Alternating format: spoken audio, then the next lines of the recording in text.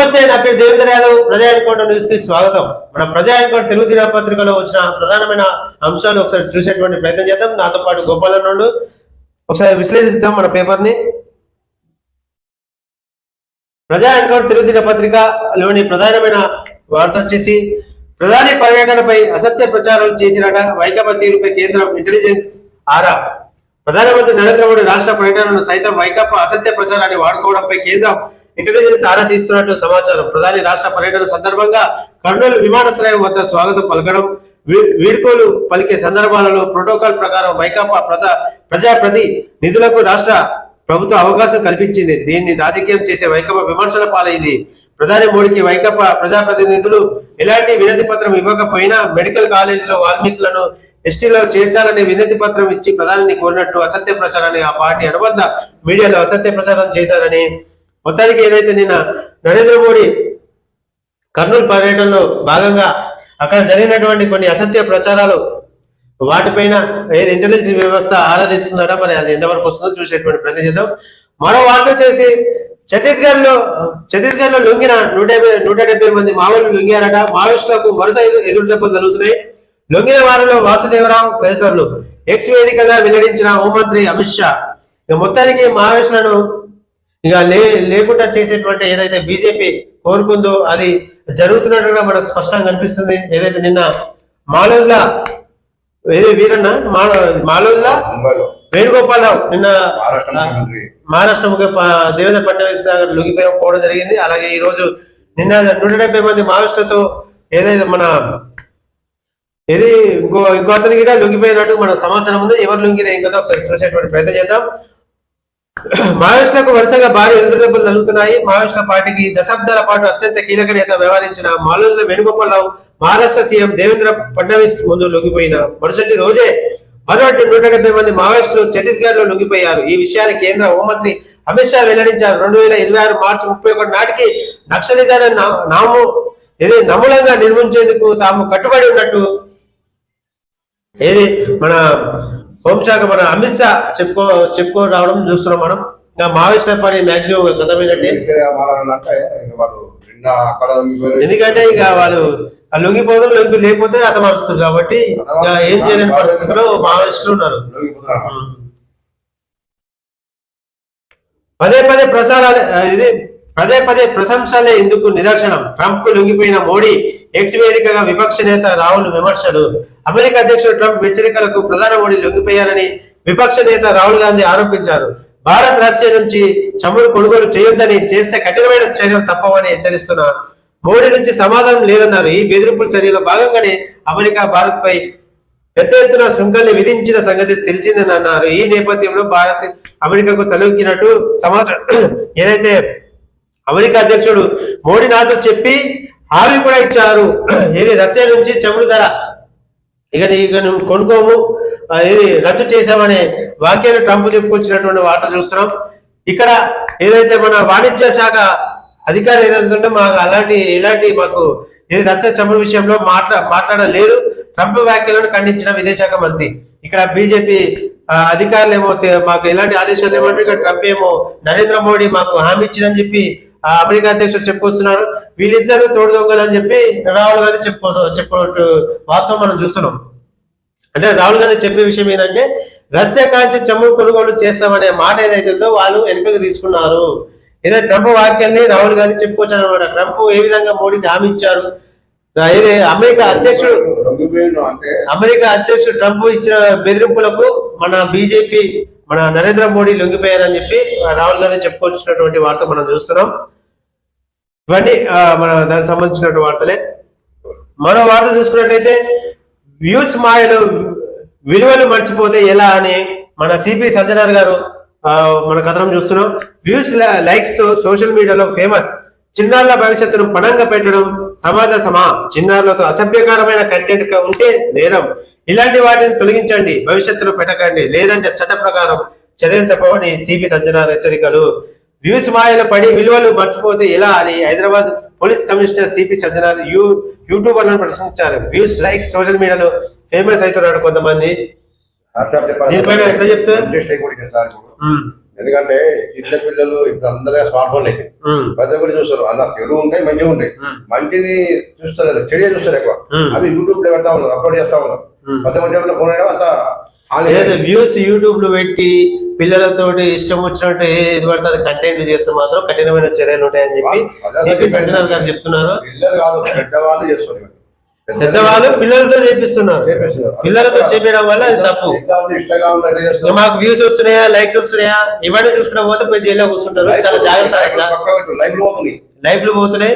ఇప్పటి నుంచి మన సిపి సజ్జనార్ హెచ్చరికలు చేశారు. మరి చాలా జాగ్రత్తగా ఉండండి. ఎలాంటి కంటెంట్లు చిన్న పిల్లలతో అసభ్యకరంగా చేయడం అనేది సరైన పద్ధతి కాదు. నేడు కొత్త కేబినెట్ ప్రమాణం. గుజరాత్ మంత్రుల సంచలన నిర్ణయం. కేబినెట్ మొత్తం రాజీనామా చేశారట.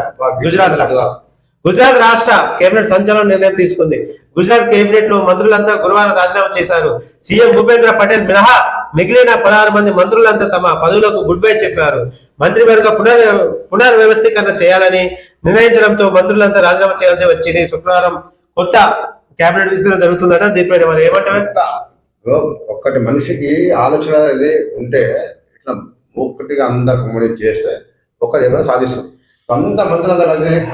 అదే సాధించడం. అయితే వాళ్ళ ఎలక్షన్ టైంలో మళ్ళీ వాళ్ళు శ్రద్ధ పెట్టుకుని ఏంటంటే ఒక 6 నెలలు ఒక మంత్రులను పెట్టి మరో 6 నెలలు ఇంకో వ్యక్తికి ఛాన్స్ ఇచ్చి వాళ్ళ అభివృద్ధి వీళ్ళ అభివృద్ధి అట్లా కొనసాగించే విధానం అంటే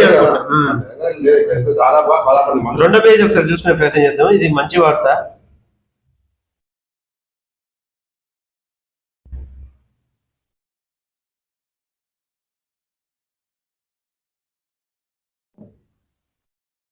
నేడు కొత్త కేబినెట్ మంత్రివర్గ ప్రమాణ స్వీకార కార్యక్రమం జరుగుతున్నట్టు తెలుస్తుంది. ఈ మేరకు గుజరాత్ ముఖ్యమంత్రి భూపేంద్ర పటేల్ మంత్రివర్గ శుక్రవారం మధ్యాహ్నం 12:39 గంటలకు విస్తరించనున్నారు అని వెల్లడిస్తూ ఆ రాష్ట్ర ప్రభుత్వం ఒక ప్రకటన విడుదల చేసింది. అయితే మంత్రివర్గ విస్తరణలో భాగంగా సగం మంది వరకు పాత మంత్రులే ఉండొచ్చని తెలుస్తుంది. అలాగే 10 మంది వరకు కొత్త వారిని మంత్రులుగా తీసుకునే అవకాశం ఉందని సమాచారం. ధర్మేంద్ర సింగ్, రాకేష్ పటేల్, ముఖేష్ పటేల్, భపేంద్ర సింగ్ చూడనమ్మ తిరిగి తమ మంత్రి పదవులకు దక్కించుకునే అవకాశం ఉందని, అలాగే కనుభాయ్ దేశాయ్, రాఘవేష్ పటేల్, భవని మరుభాయ్ బేరా స్థానంలో కొత్త వారిని తీసుకునే అవకాశాలు ఉన్నట్టు ఊహాగానాలు వినిపిస్తున్నాయి. కాగా ప్రస్తుతం మొత్తానికైతే ఏదైతే మంత్రివర్గ విస్తరణ ఉందో దాంట్లో సగం మంది వరకు కొత్త వాళ్ళకు ఛాన్స్ ఇచ్చే అవకాశం ఉన్నట్టు తెలుస్తుంది. ఇది ఒక మంచి పరిణామం. ఎందుకంటే ఒకలే ఉండకుండా ఒక 5 సంవత్సరాలు వాళ్ళే ఉండకుండా ఒక కొత్త వారికి ఛాన్స్ ఇచ్చి వాళ్ళ పని విధానం వాళ్ళ నాయకత్వంలో ఏ విధంగా జరుగుతుందో మనం చూడవచ్చు.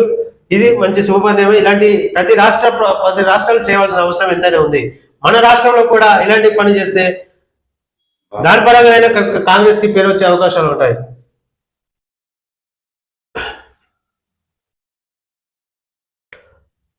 లోకల్ ఫర్ లోకల్ నినాదంతో సాగాలి. జిఎస్టి సంస్కరణలతో పేదలకు మేలు. డ్రోన్ టెక్నాలజీతో కర్నూలుకు స్థానం.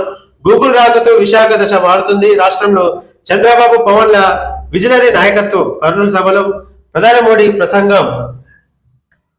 జిఎస్టి సంస్కరణ పేదలకు మేలు జరుగుతుందని, అయితే అది లోకల్ ఫర్ లోకల్ కావాలని ప్రధాని మోడీ అభిలాషించారు. డ్రోన్ టెక్నాలజీకి కర్నూలు కేంద్రం కాబోతున్నా అన్నారు. మరోసారి ఆపరేషన్ సింధూర్ ప్రపంచానికి మన సైనిక బలాన్ని నిరూపించింది. అందులో దేశీయ టెక్నాలజీ అద్భుతంగా పనిచేసిందన్నారు.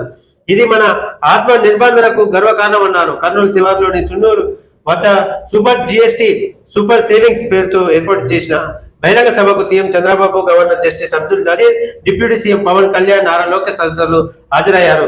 రాష్ట్ర వ్యాప్తంగా పలు చోట్ల నిర్మించబోతున్న 13,429 కోట్ల విలువైన ప్రాజెక్టులకు నరేంద్ర మోడీ పర్సనల్ గా ప్రారంభించారు, శంకుస్థాపన చేశారు. ఈ సందర్భంగా మాట్లాడారు. నరేంద్ర మోడీ నిన్న కర్నూలు దానికి సంబంధించినటువంటి సభ విశేషాలు అవి. మన వార్త చూసినట్టయితే కొత్తగా 3 వ్యవసాయ శాఖలు మంజూరయ్యాయట. బీసీ రిజర్వేషన్ పై వెనక్కి తగ్గేది లేదంటూ న్యాయ నిపుణులతో చర్చించి ముందుకు స్థానిక ఎన్నికల్లో 3 పిల్లల నిబంధనలు ఎత్తివేశారట. ఈ స్థానిక ఎన్నికల 3 నిబంధనలు ఎత్తివేయడం చాలా మంచి ఆలోచన, మంచి వార్త. దీనిపైన ఒకే ఒక్క నాయకుడు కొట్లాడు. ఆ నాయకుడు ఎవరో మీకు ఒకసారి చూపించే ప్రయత్నం చేస్తా. 3 పిల్లల్ని ఎత్తైన నోరు వలిగేలా అసెంబ్లీలో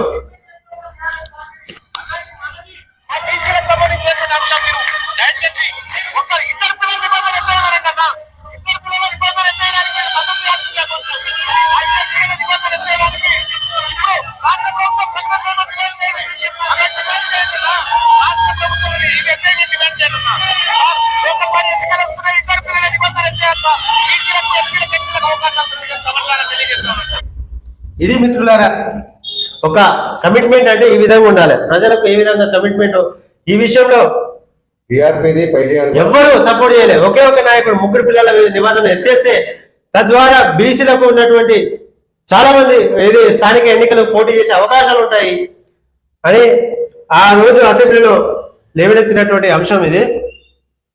అంటే టీఆర్పీది తొలి విజయం అని చెప్పి చెప్పుకోవచ్చు. ఇదొకటి. ఇది బీసీ రిజర్వేషన్ పైన కూడా అన్న పదే మాట్లాడాడు.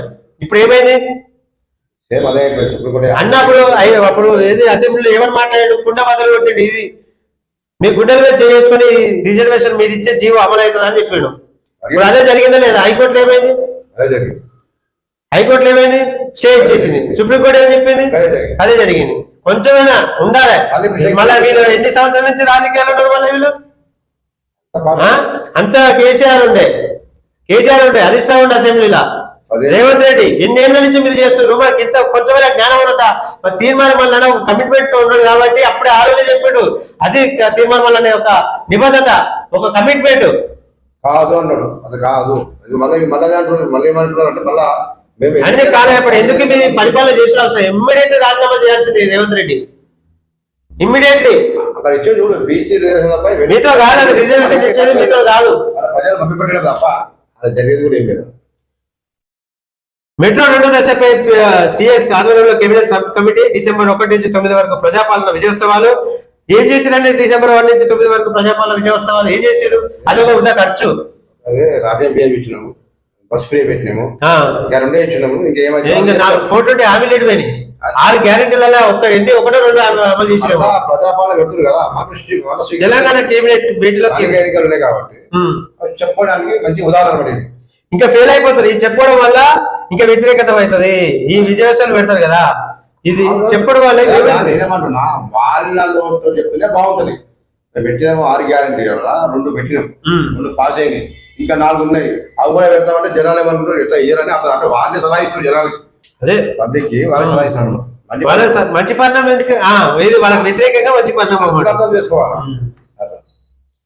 తెలంగాణ కేబినెట్ మీట్ లో కీలక నిర్ణయం తీసుకున్నాట. ఒకటి బీసీ రిజర్వేషన్ పై వెనక తగ్గమని న్యాయపరులతో చర్చిస్తామని చెప్పి, ఏది మన స్థానిక ఎన్నికల్లో 3 నిబంధనలు ఎత్తివేస్తామని చెప్పి, ఏది మన డిసెంబర్ 1 నుంచి 9 వరకు ప్రజాపాలన విజయోత్సవం చేస్తామని చెప్పి, ఏది తెలంగాణ నిన్న జరిగినటువంటి కేబినెట్ మంత్రివర్గ మంత్రి కేబినెట్ నిర్ణయంలో మళ్ళీ అందులో హాజరు కానీ కొండ సురేఖ హాజరు కాలేదట.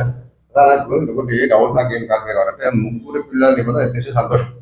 పక్క స్టేట్ లో సీఎం చంద్రబాబు నాయుడు గారు పిల్లలు కనండి జనాభా తగ్గుతున్నారనే సందేశం ఇక్కడ కూడా ఉమ్మడి రాష్ట్రంగా ఉన్నప్పుడు ఆయన చేసిండు విద్యార్థి నిబంధన. ఇప్పుడు 3 పిల్లలు కనమని చెప్పి ఆయన చెప్తున్నారు. ఇక్కడ కూడా ఒక చేయొచ్చు కదా, చెప్పొచ్చు కదా సీఎం గారు తెలంగాణలో చేసింది. ఇప్పుడు 3 పిల్లలు నిబంధన చేసిండు. దేని గురించి అది? దాని గురించి స్థానిక ఎన్నికల గురించి. అప్పుడు స్థానిక ఎన్నికల గురించి ఏం చేసి నేను చెప్పేది అప్పుడు ఏం చేసిండు? ముగ్గురు కంటే 2 కంటే ఎక్కువ ఉండొద్దు, 2 కంటే తక్కువ ఉంటేనే స్థానిక ఎన్నికలు పోటీ చేయాలని చెప్పి చంద్రబాబు హయాంలో తీసుకొచ్చారు. తీసుకొచ్చిన తర్వాత మా ఒక 6 నెలల కిందనే చంద్రబాబు నాయుడు అది ఎత్తేసిండు. ఎత్తేసినప్పుడు అప్పుడే మనోడు గిట్ట మన సీఎం గిట్ట ఎత్తేసి అయిపోయేది. ఎత్తేయకుండా దాన్ని కాలయాపన చేసుకుంటూ ఇప్పుడు ఏదైతే రిజర్వేషన్ రావట్లేదు, వాళ్ళు అనుకున్నట్టు కావట్లేదు, ప్రజలు మొత్తం పూర్తిగా వ్యతిరేకం వస్తుంది. ఇది గిట్ట ఎత్తేయకపోతే ఇక పూర్తిగా వ్యతిరేకం వస్తుంది, జనాలు తిరగబడతారని చెప్పి ఇప్పుడు ఎత్తేసిండు అనమాట. లోకల్ బాడీ ఎలక్షన్ ఉన్నాయి కదా, దాంట్లో పోయి అడగడానికి ఇది ఎత్తేసినాం కదా, ప్రజలకు పోవడానికి అదొక మంచి మార్గం ఎంచుకున్నారని అనుకోవచ్చు. అట్లా అనుకోవచ్చు. రిజర్వేషన్ రాకపోతే ఇది ఎత్తేపు వాళ్ళకి అంత లేదు. రెడ్డిలకు మనం బీసీలో చేయాలనేది, మన ఎస్సీలో చేయాలనేది లేదు వాళ్ళకు. అది ఇదే మిత్రులారా మన ప్రజా ఎన్కౌంటర్ తెలుగు దినపత్రిక ప్రధానమైన వార్తలు మనం చూస్తూనే ఉన్నాం. మళ్ళా తర్వాత డైనమిక్ వార్తలు కూడా, దిశ డైనమిక్ వార్తలు కూడా వస్తాయి. చూస్తూనే ఉండండి మన ప్రజా ఎన్కౌంటర్ న్యూస్.